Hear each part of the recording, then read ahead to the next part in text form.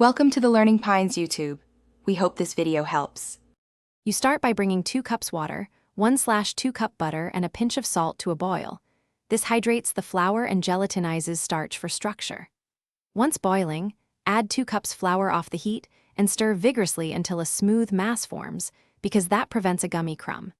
Make sure it cools for 5 to 10 minutes so the eggs don't scramble. Then beat in eggs one at a time, incorporating fully to build elasticity for piping. Once the dough holds together, you transfer it to a pastry bag fitted with a 1/2-inch star tip and pipe straight strips into 180 degrees C oil. This shape creates crunchy ribs that hold sugar. Maintain oil at 180 degrees C because cooler oil makes greasy bread and hotter oil burns the exterior before the center cooks. Fry for 2 to 3 minutes per side until deep golden, then drain briefly on a rack so steam escapes, and toss in cinnamon sugar immediately to adhere.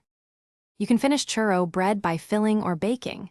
If you prefer filled, cool slightly and inject dulce de leche or pastry cream through a 2mm tip to avoid splits. For a baked iteration, score strips, brush with egg wash and bake at 200 degrees C for 12 to 15 minutes to crisp without deep frying.